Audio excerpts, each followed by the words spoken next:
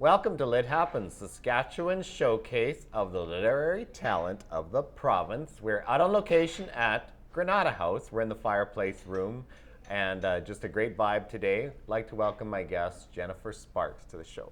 Thank you. It's a pleasure to be here. It's an absolute pleasure to have you here. I've been sort of following your career for the last several months. I'm really excited about some of the things you're doing. So Thank you. we're going to talk about your incredible book, WTF to OMG, which is a fabulous title, which I'm sure you're going to expand on. But before we get into all that, tell us a little bit about you, Jennifer. Okay, I'm a teacher with the public school division. Wow. Single mom. I've got 2 teenage kids at home, and I am a personal trainer and a certified life coach. So Wow. lots of little things all rolled into one there. How's that going? That's a lot of juggling. It is a lot of juggling, but I'm pretty good at managing my time, and I don't overcommit, so Yeah. I keep everything manageable. I also have a child who recently was diagnosed with epilepsy, so that throws a huge curveball into Wow. to life. So I really have to make sure that I manage my time and I don't overcommit. So Wow. yeah, Very inspiring. yeah. So somewhere in all this, in your career, you found time to write a book, which is, I can attest to, a huge endeavor. Tell us a little bit about this little baby. Okay, well the book kind of wrote itself. Yeah. And I know you say often guests sort of stumble into the writing process.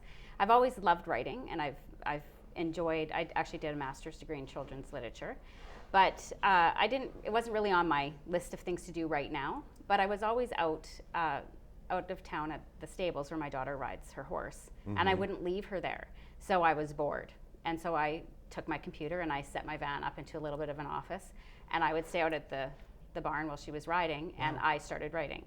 And it just started to flow, and it started to make sense. And some days I'd go back and read stuff, and I'd be like, that's really actually quite good.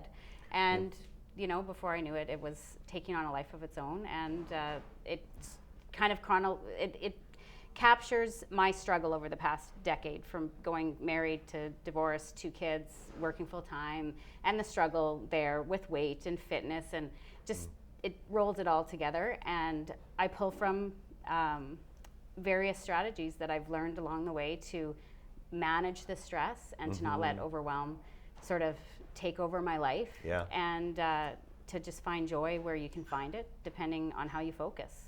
So Nice. yeah. So. What's the reaction been? Because it's been everywhere, so it's getting really good coverage and good reviews. Yes. What kind of feedback? Feedback has been amazing. Yeah.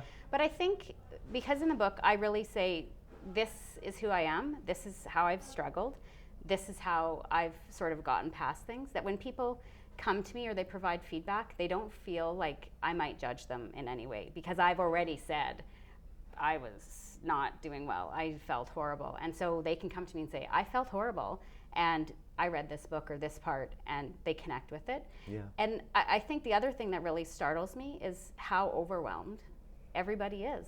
Yeah. It's a chronic problem. Yeah. And I didn't really expect the feedback to be so incredible. I guess I didn't really think about the feedback, but now that it's out there, I get emails all the time. They're just like, page 97, this was the best thing I've read, and I needed this now, and this little piece of information is going to help change my life. So that is incredibly rewarding. That's better than writing the book, is the feedback and knowing that I'm making a positive difference out there. Knowing that it's led to something incredible, I think. Absolutely. Yeah. Yeah.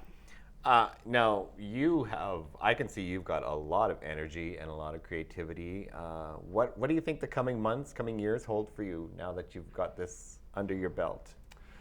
Well, it's actually taken on a life of its own, so it's Right. providing new opportunities to me. I'm working on my second book called Happy on Purpose, Cool. and I'm hoping that's out in September, in time for Word on the Street Festival, which I'm going to be participating in. And Great. I'll still be teaching with the Saskatoon Public School Division, and really my goal is to get my daughter as well as I possibly can right now, because that is just such a huge unknown and uncertain part.